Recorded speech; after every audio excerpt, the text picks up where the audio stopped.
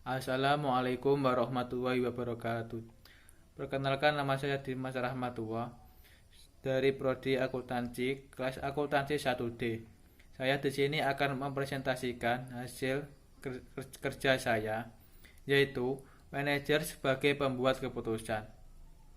Berikut ini adalah penjelasannya. A. Mengambil atau pembuat keputusan. Pengertian pengambilan keputusan.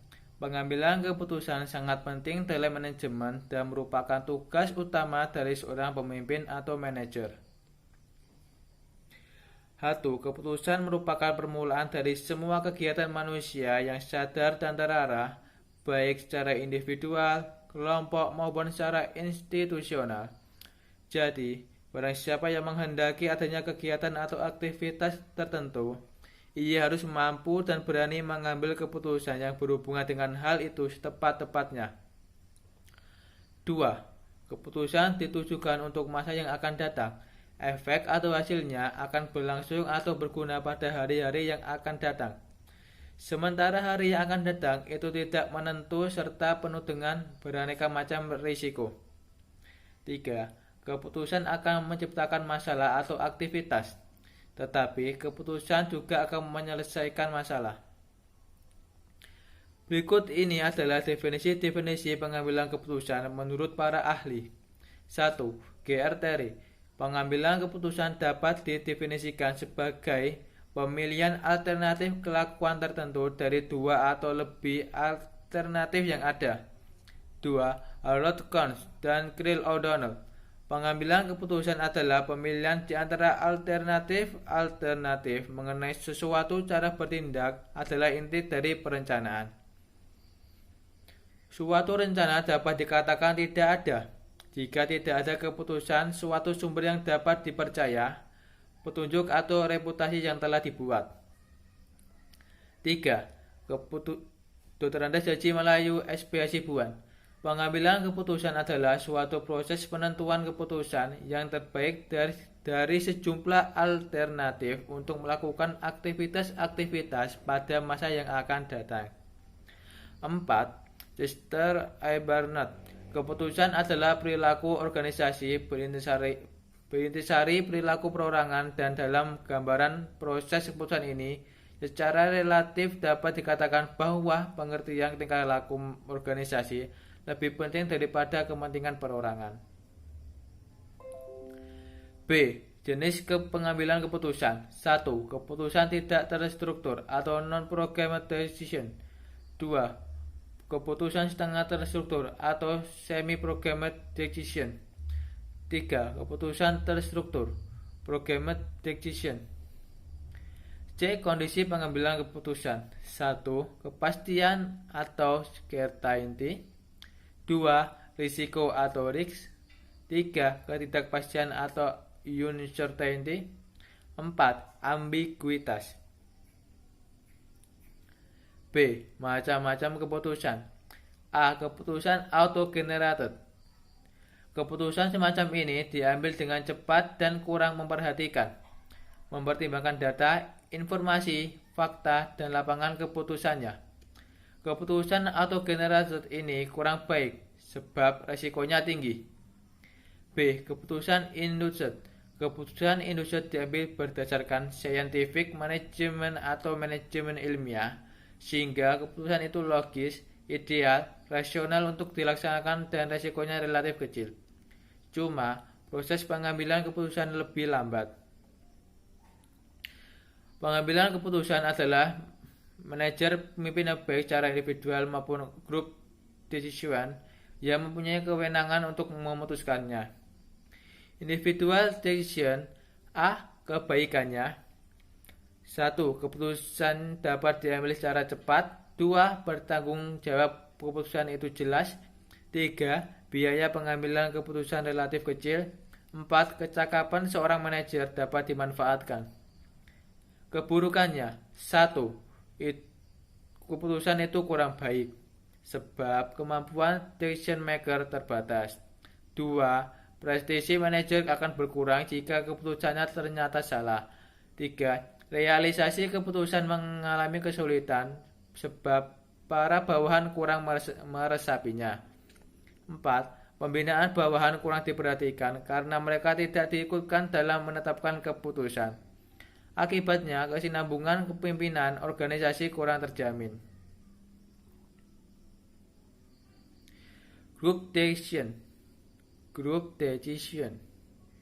Kebaikannya: 1. Keputusan relatif lebih baik, logis, ideal sebab merupakan hasil pemikiran dari beberapa orang. 2. Kecenderungan untuk bertindak otoriter dapat dihindarkan. 3. Kerjasama relatif akan dapat ditingkatkan di antara sesama anggota grup. 4. Risiko dan dampak negatif dari keputusan semakin kecil. 5. Pembinaan para anggota grup akan lebih baik. Keburukannya: 1. Pengambilan keputusan relatif lama, bahkan sering bertele-tele. 2. Biaya pengambilan keputusan relatif lebih banyak. 3. Penanggung jawab keputusan kurang jelas. 4. Minoritas kadang-kadang terpaksa menyetujui keputusan karena kalah suara. C. Basis pengambilan keputusan.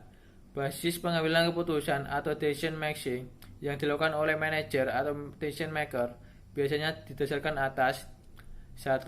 Keyakinan, 2. Intuisi, 3. Fakta-fakta, 4. Pengalaman, 5. Kekuasaan. D. Teknik-teknik pengambilan keputusan. Manajer dalam pengambilan keputusan dapat melakukannya dengan teknik-teknik: 1. Operation research, 2. Linear programming, 3. Gaming wargames, 4. Probability, 5. Ranking and statistical weighting, dan diserahkan oleh A. Melokalisasi berbagai faktor yang akan mempengaruhi keputusan terakhir. B. Menimbang faktor-faktor yang dapat dibandingkan dan yang tercakup di dalam setiap alternatif. Scientific management adalah suatu cara yang berupa pemeriksaan atau analisis yang logis, yang mengarah kepada keputusan yang efektif. Prosedur pengambilan keputusan berdasarkan scientific management menurut pendapat para ahli. 1. Dr. Andas Haji Melayu SP Hasibuan. 2. G.R. Terry. 3. Peter F. Drucker. Aspek-aspek pengambilan keputusan yaitu: 1. Pribadi dan kepribadian decision maker. 2. Sifat masalah yang dihadapi. 3. Pandangan dan kecakapan faktual decision maker terhadap masalah yang dihadapi. 4. Kondisi institusional atau lembaga bersangkutan. 5. Situasi umum yang menjadi lingkungan sekitar. Faktor-faktor penolong pengambilan keputusan adalah sebagai berikut. 1. Harus diperhatikan emosi dan aturan-aturan, baik yang tangibles maupun intangibles. 2. Setiap keputusan harus mendorong tercapainya tujuan. 3. Suatu keputusan tidak selalu memuaskan semua pihak.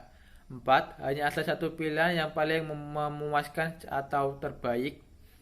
5. Pengambilan keputusan adalah mental action dan harus ditransfer ke dalam physical action. 6. Pengambilan keputusan yang efektif memerlukan waktu, dana, dan data informasi dan fakta yang cukup. 7. Membuat keputusan dalam prakteknya membutuhkan kecakapan, pengalaman, dan imajinasi. 8. Pengambilan keputusan merupakan awal dan mata rantai aktivitas. 9. Setiap keputusan harus dilaksanakan. Model pengambilan keputusan. 1. Model klasik. 2. Model administratif. 3. Model politis. F. Langkah-langkah pengambilan keputusan. 1. Pengakuan terhadap persyaratan keputusan. 2. Diagnosis dan analisis penyebab. 3. Pengembangan alternatif. 4. Pemilihan alternatif yang diharapkan. 5. Implementasi alternatif yang dipilih. 6. Evaluasi dan umpan balik. Sekian, terima kasih. Mohon maaf jika ada kata yang kurang jelas, kurang tepat, atau salah. Saya sendiri minta maaf yang sebesar-besarnya. Wassalamualaikum warahmatullahi wabarakatuh.